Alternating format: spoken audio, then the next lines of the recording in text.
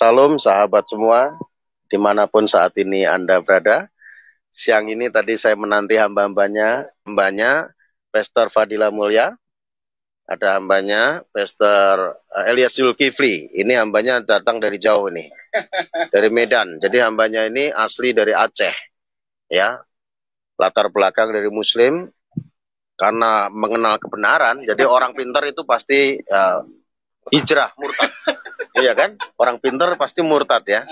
Ya, pindah pada kebenaran yang sejati, yaitu dalam Yesus Kristus Tuhan. Untuk itu kita akan berbincang-bincang bersama dengan hamba-hambanya di siang hari ini yang luar biasa. Ya, mungkin bisa menceritakan sedikit saja pengalaman Pastor Elias Zulkifli. Ya, kenapa bisa jadi hijrah, menjadi orang yang percaya kepada Tuhan Yesus. Oke, selamat siang Bapak Ibu, viewers. Perkenalkan, nama saya adalah Elias Zulkifli.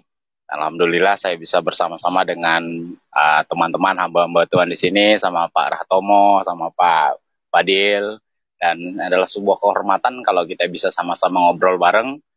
Mungkin ada hal-hal seputaran pelayanan kita di kalangan murtadin yang akan kita bahas. Nah, kalau tadi Pak Rahtomo tanya pengalaman singkat saya bisa ketemu dengan Yesus Kristus, itu semua karena dimulai dari pelajaran Pak, perbandingan kitab suci yang saya miliki dulu. Ya, jadi ketika saya mulai membandingkan, dan saya memang suka baca, dan alhamdulillah saya baca dulu, saya khatamkan Quran, dan singkat cerita saya ketemu dengan ada beberapa pertanyaan-pertanyaan yang tidak bisa dijawab secara Quran, cari di tafsir. Nah, biasanya tafsir kan selalu menggunakan dari hadis ya Pak. Secara hukum fikih kan urutannya itu ada Quran, ada hadis, ada ijma, ada qiyas, dan lain sebagainya. Nah, kita mulai lihat terus kenapa harus dijelaskan yang lebih. Sementara kalau kita tahu bahwa Yahudi itu kan punya Taurat, Kristen punya Injil, ya Islam punya Quran. Nah, otomatis kan yang setara itu tentu yang namanya Alkitab, Taurat, Injil, kan, atau Jabur gitu ya, dan Jabur gitu. Nah, kita carinya harus yang sepadan, yang setara gitu. Nggak ketemu. Ya, misalnya di dalam Quran surah 4 An-Nisa gitu ya, Adam dan istrinya. Nah, kalau kita tanya, siapa nama istrinya? Gitu. Nah, kalau kita tanya nama istrinya, Hawa itu dari mana? Nah, kan kalau kita cari di Quran kan tidak ditemukan satu kata pun yang bernama Hawa sebagai istri Adam. Ya, walaupun di dalam terjemahannya dibuat tanda kurung itu Hawa gitu. Tapi sebenarnya dalam teks Arabnya itu tidak ada. Jadi oleh sebab itu muncul ketemu dengan Quran surah Yunus, bilangkan apabila muncul keraguan tanyakan pada kitab sebelumnya. Ya alhamdulillah waktu itu saya minta teman untuk kasih Alkitab, saya baca, ya saya terkejut ketika baca kitab Kejadian.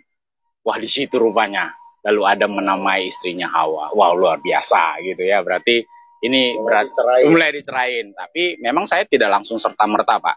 Tadi di mobil saya bincang-bincang sama Pak Fadil. Saya komitmen sebelum saya dibaptis, sebelum saya jadi ngikut Kristus, harus 3 kali baca Kejadian sampai Wahyu dulu. Akhirnya benar ya. Ya, dan dibaca Kejadian sampai Wahyu baru itu benar-benar.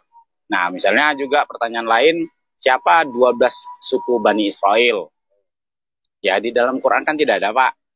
Nah, kalau kita baca di dalam kitab Alkitabnya orang Kristen waktu itu ya kita baca ya mulai lengkap tuh, Pak. Mulai dari Ruben, Simeon, Lewi, sampai Benyamin. Lengkap semua. Nah, ini mulai bertanya, kalau dikatakan bahwa kitab suci kita yang sebelumnya itu sempurna, kenapa jawabannya ada di sini? Nah, begitu. Nah, oleh sebab itulah awal dari saya mulai menggali lebih dalam, saya mempelajari banyak lah ya, termasuk juga perbandingan-perbandingan akidah lah dari yang lama dengan yang baru ini. Itulah awalnya saya mengenal gitu. Jadi dimulai dari perbandingan, studi banding antara kitab suci baik dalam Quran dan hadis, ya khususnya dalam hadis ya Kutubus Sittah, ya mungkin nanti Pak Fadil juga tahu Kutubus Sittah itu seperti apa. Nah, kita mulai bandingkan dengan yang kita pahami kita lihat komparasi dengan Alkitab. Lewat perbandingan studi, Pak. Jadi tidak ada mujizat, tidak ada mimpi, tidak ada suatu hal-hal yang klinik ya, misalnya datang mimpi atau dijumpai atau ada hal-hal lain pewahyuan apa-apa gitu, nggak, murni memang dari studi perbandingan. gitu. Ya, itu saja Pak.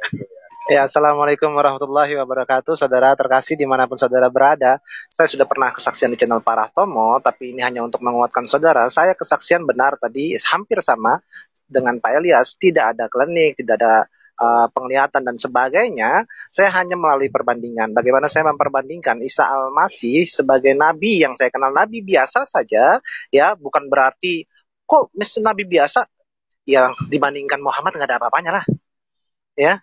Walaupun Isa termasuk Nabi Ulul Azmi begitu ya, masuk Ulul Azmi, tapi bagi Muhammad tidak ada apa-apanya. Nah, jadi posisi saya dulu tuh masih mengimani Muhammad adalah Nabi yang paling istimewa. Makanya syahadatnya adalah asyhadu alla ilaha illallah wa asyhadu anna Muhammadar Rasulullah.